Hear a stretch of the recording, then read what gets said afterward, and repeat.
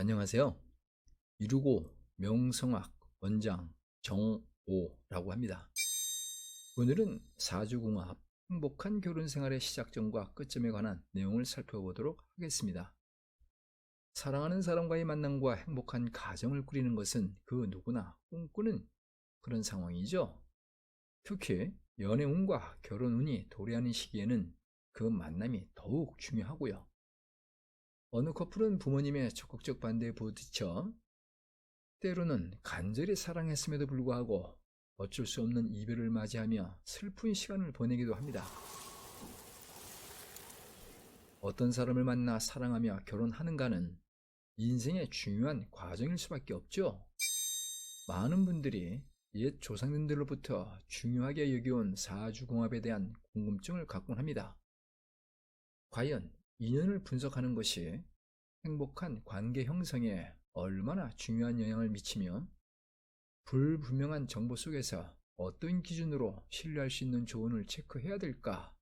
이런 부분이 참 많이 궁금하죠? 객관적 근거가 없는 단순한 소문이나 화려한 마케팅에 현혹되었다가 오히려 중요한 인연의 길을 걸으실 수도 있음에 정말 경계해야 되겠죠? 오늘은 좋은 선택을 돕는 현명한 인연 통찰법을 체크해 보도록 하겠습니다. 인연의 깊이 이해와 분석이 중요한 이유입니다. 사주궁합이 오직 길흉만 따지는 단순한 수준이라 생각하십니까? 인연의 조화는 단순한 결혼 가능 여부를 판단하는 것을 넘어서 두 사람의 관계를 깊이 이해하며 미래를 함께 그려나가는데 중요한 나침반이 될 수 있는 거죠. 이는 두 사람의 성격과 성향, 재물운, 자녀운, 건강운 등등 다양한 측면에서 조화로움을 살피는 과정이기도 합니다.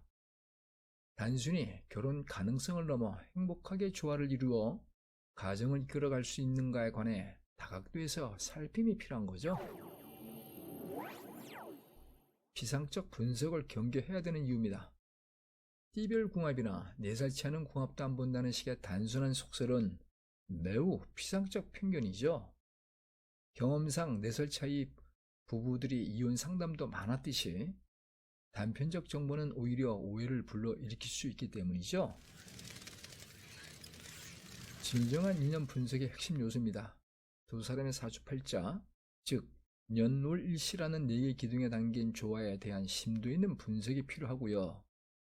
상생과 상극관계인데 부족한 기운을 서로 보완해 줄 수 있는가에 파악하는 것이 통계학적 접근도 중요합니다. 태어난 시의 중요성입니다. 특히 사주를 결정하는 핵심 포인트인 태어난 시를 모른 채 진행되는 경우는 정확도가 현저히 떨어지기에 경계 대상이죠.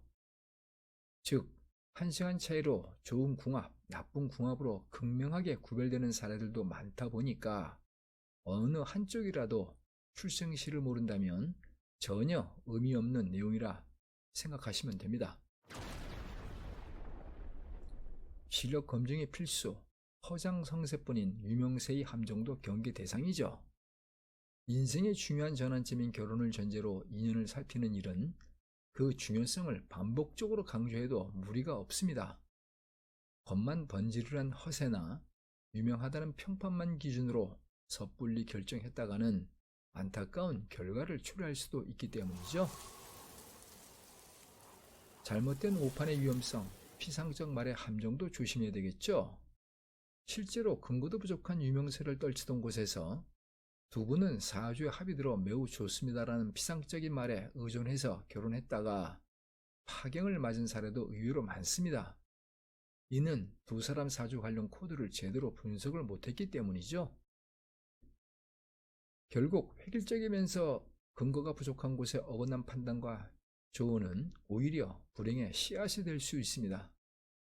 이별로 이어진 안타까운 상황 무방비의 상태 이별도 조심해야 되겠죠. 사랑은 눈물의 씨앗이라는 옛 노래 가사처럼 사랑하다 보니까 오히려 이별을 하는 안타까운 상황도 있으며 어이없게도 궁합이 좋은데도 불구하고 편견에 불과한 잘못된 오판으로 결국 이별을 맞이하는 인생의 과도기를 경험하는 사연을 가진 커플들도 의외로 많더군요. 이와 관련해서 몇 개 사례를 선별해서 무엇이 문제인가 체크해 보도록 하겠습니다. 첫 번째 사연입니다. 이렇게 홍길동과 장희빈의 사주가 나와 있습니다. 만남을 1년 이상 해오는 중인데 훗날 서로에게 좋은 반려자가 될 수 있을까? 라는 차원에서 기존에 풀이된 내용을 확인해 보았습니다. 궁합은 좋은데 그렇다 해도 서로에게 배려심이 없이 이기심으로만 치달으면 문제가 되다 보니까 노력하면 된다는 하나만한 이야기뿐이네요. 두 사람의 사주를 기반으로 분석한 제 결론입니다. 이런 형국의 만남은 연인으로서는 문제가 없으나 결혼이라는 전제를 기준으로 판단한다면 전혀 안 맞는 그런 궁합이다 보니까 훗날 결국 노력이라는 차원을 넘어서는 결론을 맺게 되겠죠. 서로에게 결혼은 미완성으로 남기는 것이 현명하다 판단됩니다. 인생이라는 긴 호흡으로 본다면 서로에게 잘 어울리는 새로운 상대자가 필요한 현실이죠. 두 번째 사연입니다. 이렇게 장길상과 갑순이 사주가 나와 있습니다.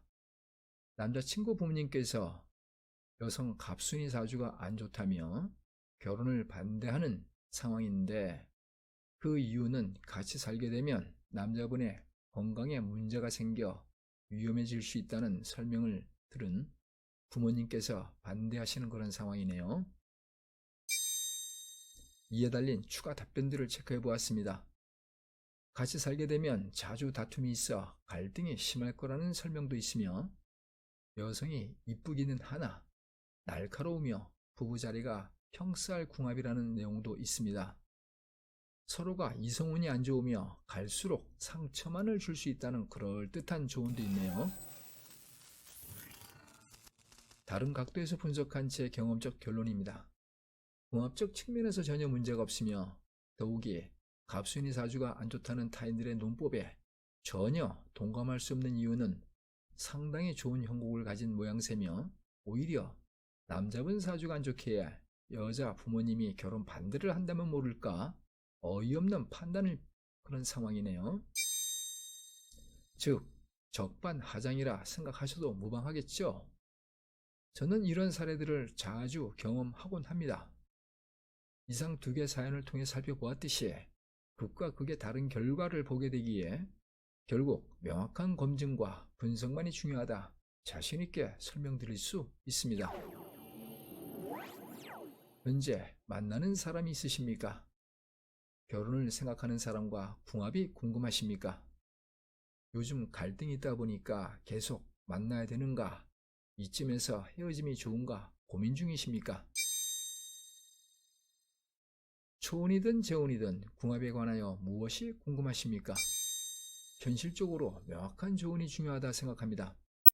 한 사람의 운명, 두 사람의 인연에 중대한 영향을 미치는 것이 궁합 관련한 인연 분석이다 보니까 그렇죠. 저는 단순한 분석을 넘어서 두 사람의 관계에서 발생할 수 있는 잠재적 갈등을 미리 예측하여 현실적 해결책과 행복한 미래를 위한 진솔한 조언을 해드리고 있습니다. 사랑하는 사람과의 행복은 노력과 배려를 통해 만들어져가는 것인데 두 사람 사주궁합 관계를 명확하게 파악하는 것은 그 여정에서 유용한 통찰을 제공해 줄 수 있다는 저의 진심을 전해드리며 오늘의 글을 마치도록 하겠습니다. 이루고 명성학 원장 정오였습니다. 감사합니다.